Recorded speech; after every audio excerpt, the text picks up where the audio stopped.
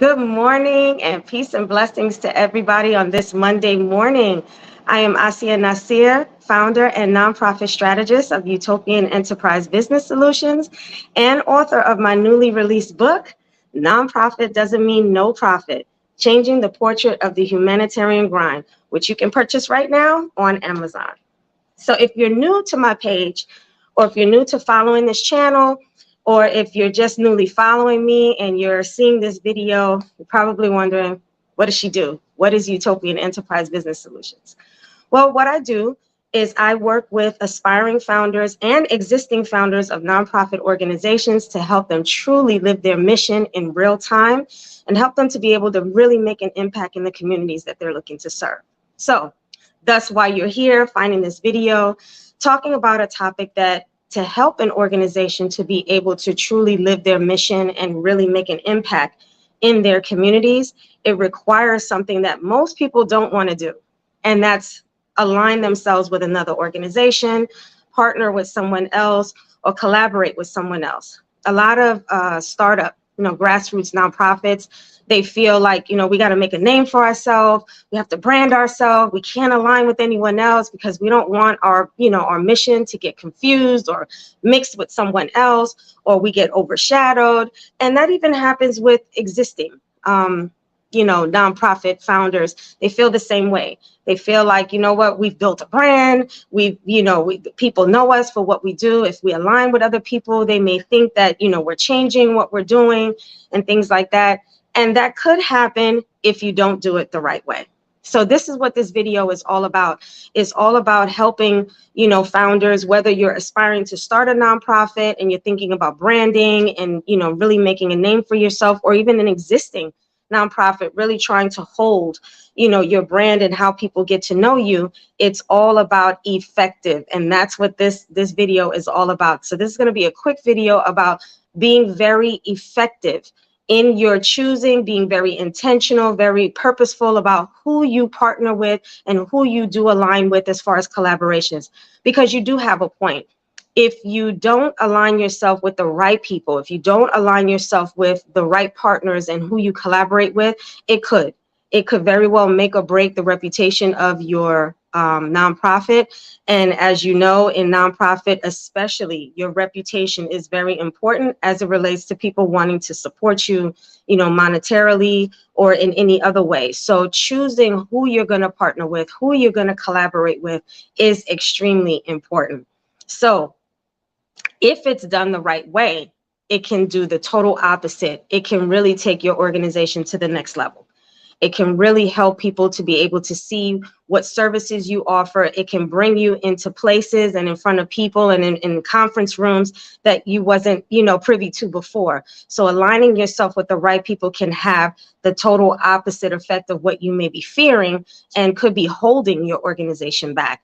So I want to share with you 6 different points that you should be thinking about if you're looking to expand your organization, or as an aspiring nonprofit, really making a name for yourself in the community that you're looking to serve. So that way people can actually acknowledge you and see you as a real nonprofit organization that is really bringing change into your community. So one of the things that I always say is, as an entrepreneur myself, I run a nonprofit organization and I run my own consulting firm, which I work with nonprofit founders. The thing about any type of entrepreneur, whether for-profit or whether nonprofit, you constantly are the ambassador. You're constantly like a marketing, strategist everywhere you go. You're constantly, like you said, living your brand, things like that. You're the ambassador. You're the spokesperson of your organization. So no matter where you go, whether you're at a networking event, whether you're, going to some type of conference, even, for nonprofit organizations, or even if in the grocery store, in the library, in a bookstore, anywhere that you go, your ears should always be peaked and listening and open to hearing what people are talking about. Or if you're engaged in a conversation, you should be constantly thinking about, how can I infuse my nonprofit organization somehow in this conversation if it's appropriate? Is this person saying something that this might be an opportunity. You should always be looking for that every time you go anywhere as an entrepreneur. You should be constantly looking for opportunities and having your ears ready to hear an opportunity if it presents itself. So the first thing you do, if you're at a networking event, a conference or somewhere, and you're talking to someone, or someone introduces you to someone and they say, oh, they run a nonprofit organization, or they have this business, or whatever it is, and you're in conversation and you're conversing with this person, the first thing you should do as far as looking for the right partners and collaborations, effective collaborations, is, do we have a shared mission? So what do I mean by that? If you are talking to, say, a for-profit company, a CEO or CFO, or someone who's a decision maker, maybe a community relations person, and you know what your mission is for your organization. So whether your mission is to help the hungry, the homeless, to help youth, if you're working with women, if you're offering, parenting classes, if you're offering sports programs, health and wellness, whatever the mission is of your organization, when you're talking to another company or even another nonprofit organization, do we have a shared mission? Are we looking to do the same thing? Are we looking to, and I don't mean that in exactly we do the same thing, but do we have a shared mission? So I'll give you an example. I run my nonprofit organization, Jessica Cares, and we look to empower young girls and women, right? So in our organization, we focus a lot on personal development and empowerment of self-esteem, and being able to, live authentically and love yourself for who you are, flaws and all, but constantly looking to grow and evolve. So I have a friend, Khadija. Khadija runs a nonprofit organization called Women of Wellness of New Jersey. They offer empowerment programs for young girls as well, but their focus is on STEM. So do we have a shared mission? Absolutely, because we both work with young girls. We both look to empower them. Now, while I focus on the personal development aspect of it, is, being comfortable in your own skin, stepping outside your comfort zones, and, things like that, dealing with, issues and trauma, whatever it might be, right? That is what I focus on, but she focuses on STEM. So we have a shared mission, because if I'm working with them and I'm, building up their self-esteem and helping them step outside their comfort zones, and she provides a program that offers an opportunity for my girls to be able to step outside their comfort zone, fulfill a goal of STEM, if that's something that they're interested in. Now we have a shared mission, because we're both doing something. We're both providing an opportunity for young girls in our community to be able to be empowered, right? So would we want to collaborate? Have me and Khadija collaborated? Absolutely. Why? Because we have a shared mission. So if you're talking to someone, if you realize that there's a shared mission here, your organization may be just starting. Their organization may be established. That might be a great way for you to be able to get your name out there, to be able to get people to hear about your programs and what you're doing. And you're able to bring another aspect to that other organization and saying, hey, we have another, check that we can offer, whatever it is that you're doing, whatever shared mission it is that you have. Now you are bringing that to their community, their village of people who they're helping. Now they have another layer of that. And now you are actually now being recognized and seen as the expert in your field and the person who's bringing an impact and change in your community. So now you're being introduced to new people. So if you have a shared mission, that's something that you should be looking at. Is this something that we can collaborate on? Is this something that's going to benefit you and benefit me? Number two, complementary services. Do we have complementary services? So I just gave you an example of that, with what me and Khadija do. But maybe you don't have that particular mission. Do we have complementary services? And so what does that mean? If you have complementary services where we offer, maybe your organization is about literacy, and helping. I have a client. She does literacy reading for her clients. She uses specific books as it relates to the Black and Brown community and Black authors and everything like that. I may have a location where I offer free read time, after school programs or something like that, where I offer this service. And she might be looking for a location to be able to do these reading programs and literacy programs for youth and everything like that. So we have complementary services. I just offer space, but specific to these type of services. So now it's complementary to that. So look, do we have complementary services? Is this something where, we can complement one another? While it may not be exactly the same, it may not be exactly doing the same thing. However, we complement one another where I can bring something to the table and you can bring something to the table. So I'm saying something and I'm repeating something often in this conversation, and I'm hoping that you're picking it up, because at the end I'm going to make it crystal clear about the effective partnerships and collaborations. So I've mentioned shared mission, complementary services, and in that I've mentioned something several times. The other thing that you want to do, the third thing that you want to do in aligning yourself in effective partnerships and collaborations, is making sure that who you're collaborating with has a strong reputation. So while they may have complementary services, while they may have things that, could be beneficial to your nonprofit, they even may have a shared mission as you.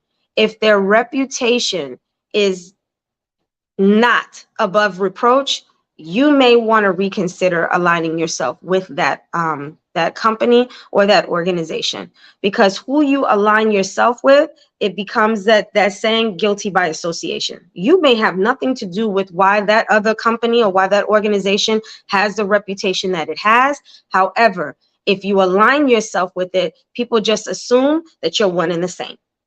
So you want to make sure that when you are looking to partner with someone, you got to do your due diligence. As a founder of a nonprofit or aspiring founder looking to collaborate and partner with some, people that's known in the community, what are they known for? You got to do your due diligence and ask yourself, what are they known for? Is it positive? Is it impactful? Does it align with what it is that I'm looking to do, my vision? Is it going to help me to be able to take my organization there, and can I be able to align myself and be able to be guilty by association for all the right reasons, right? So you have to look to, so if I'm looking, I have another client. She works with teaching the community, especially teachers, educators, nonprofit founders, such as myself, to be able to help them learn how to recognize when someone is having an asthma attack. What do you do when a child is having an asthma attack? This is really important because she lost her son due to that. The educator at the school didn't know what to do. And unfortunately, this founder lost her child. So who does she align herself with? She aligned herself with an organization, although grassroots. She aligned herself with the American Heart Association. The American Heart Association, they have equipment, and they have different things that can help someone to be able to assist someone who's having a hard time breathing, who's having a heart attack. They have that type of equipment that would be complementary to what it is that she teaches and educating on asthma. So she aligned herself with a company that has an excellent reputation, has a spotless reputation in the community. So being grassroots and attaching herself to a reputable, well-known nonprofit organization really helped her to expand in the Newark, New Jersey area. So again, aligning yourself with the right people. So for those of you who was in fear, saying, I don't want to align myself, and then, my mission gets lost in there. We're going to talk about that later. But one of the things that you want to do so you don't get lost and your mission doesn't get lost in that, is aligning yourself with an organization or even a company, a for-profit company that can assist you with someone whose reputation is less than spotless, because that's going to affect how people perceive your organization. And, who are you really about if you're aligned with someone who the community doesn't think very highly of? So that's point number 3. Point number 4 is looking to see if you can collaborate or partner with someone who you bring resources to one another. Is this someone who has connections to people that you've been trying to connect with for a very long time, or trying to get your foot in the door to be able to initiate a project or program or services that your organization is looking to do, in your partnerships and whatever you bring to the table for them, can they bring those resources to you as well? So it can be, making that introduction. It could be possibly, they have the staff that you're looking for, or the base of volunteers that you're looking for, that they have an expertise in areas that you're looking to get. So whether that's web hosting, you need someone to assist you in keeping your website live and keeping it, active and engaging. You may not know how to do that. You may not be a tech savvy person, right?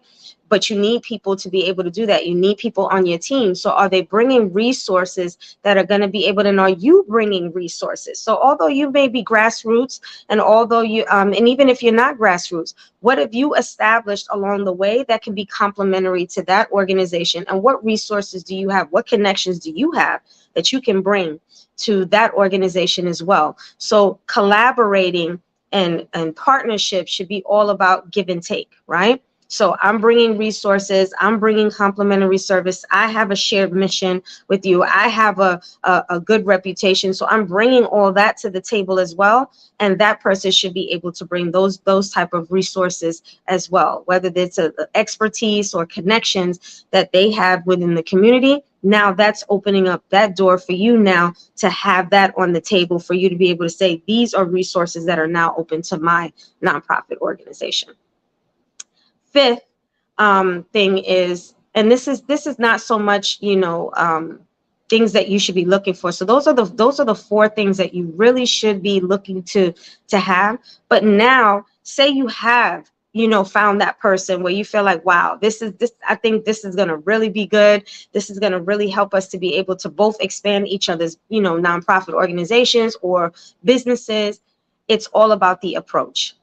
It's all about the approach. And in my book, I talk about that. In nonprofit doesn't mean no profit. I actually talk about, I have a section in this book where we talk about, when you're looking to establish relationships with corporate sponsors and things like that. Again, aligning yourself, collaborating in partnerships and things like that. There's a way in which you do that. And I remember I used to work in banking for 27 years. And one of my most impactful experiences is when I worked for a bank called Investors Bank. Investors Bank is no longer in existence. They were recently bought out by Citizens Bank. But my experience with them, I worked for that company for almost 8 years.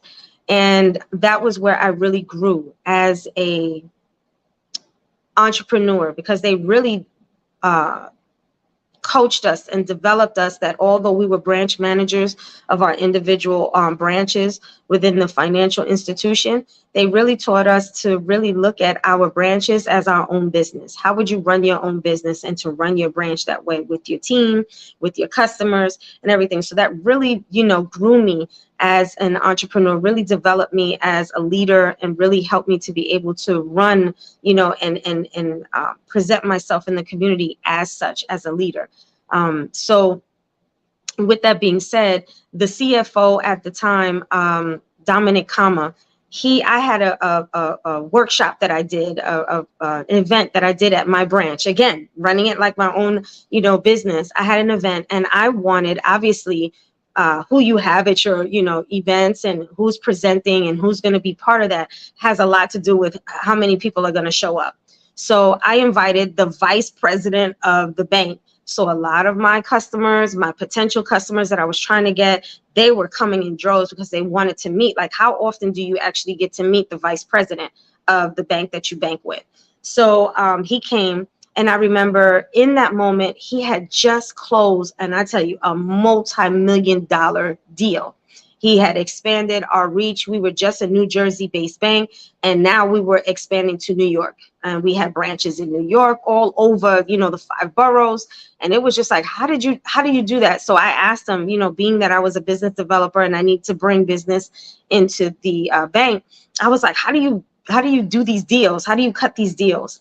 And he says something that never left me. And this is something that I'm hoping that you've picked up along the way in this short video, which is, in your approach, when you go to potentially start a partnership or collaborate with another business or another nonprofit organization. He said it's all about your approach and how you close the deal. And what he meant by that, he said, every time I close a deal like this one, he says, my approach to them is always what's in it for both of us. He said, never go into a deal where only you are benefiting. He says, that's how I always look at it. If it's a good deal is when both of us walk away feeling like we are benefiting from it, or we have benefited from it. He was like, if only one side is benefiting, and he said it's not a good deal, and I don't move forward. And so that's what I implore to you. And I took that, and it has worked for me every time. Is when you're approaching someone, make sure that if you feel that this is going to be an effective partnership and you feel this is going to be a great opportunity for you to collaborate and do some things with one another, make sure that when you approach that other business person or that other founder of that nonprofit organization, make sure when you sit down, you not only talk about what you're getting from the collaboration and the partnership, but make sure you talk about what they will be benefiting. What are you bringing to the table? How are you going to be able to benefit, especially if they're an established organization? How is that partnership and that collaboration going to be of benefit to them as well? So it's, the what's in it for them that really has to be part of the conversation, especially.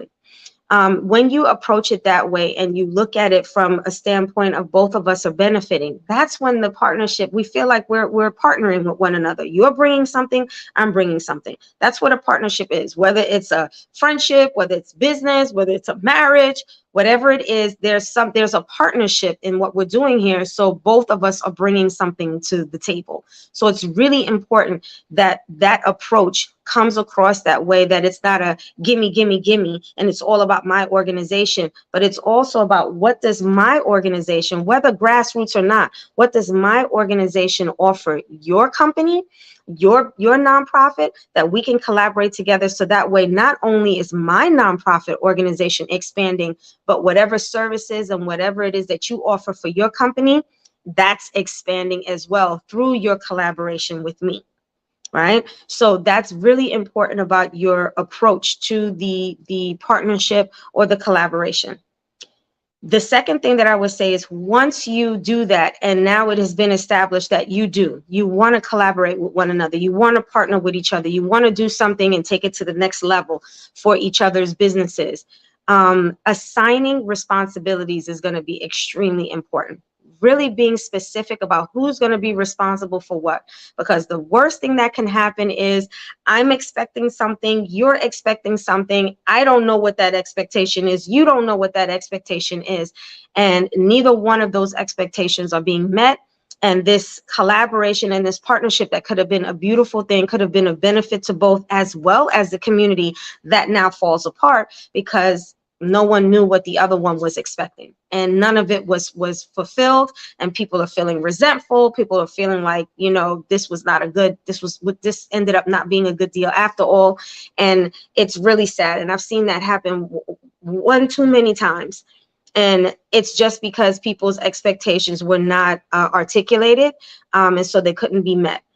So what I would say is once you establish that partnership, once you establish that you are going to collaborate with one another, have a conversation with your team and their team to let it be, and sit down and say, okay, whatever that collaboration is going to be, whatever that partnership is going to be, make sure that you are able to assign responsibilities. Who's going to be responsible for what? And make it crystal clear. Have someone taking notes. Make sure those minutes or those meeting minutes are established and sent out so everyone knows whatever deadlines need to be met, all of those different things, and then have a recurring meeting.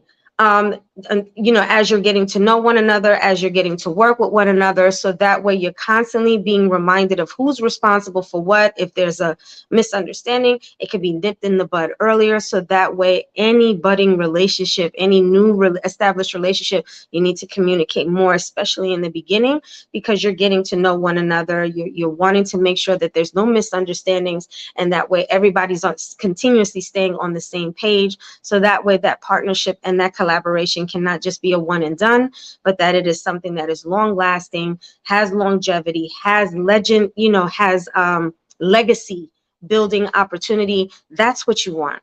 That's what you want when you want to make effective partnerships and collaboration. So the four things you need to look at is, do we have a shared mission? That's one. Do we have a shared mission? Do we offer complementary services where, maybe I own a bookstore and this one offers, reading programs? That's complementary services. We can do some type of reading program or something like that. So you want to make sure that you're partnering with people that you can complement one another. Are you partnering with people who have a good reputation? That's number three. Am I partnering with someone whose reputation is less than, stellar? You may not want to do that. You may not want to do that, existing or not.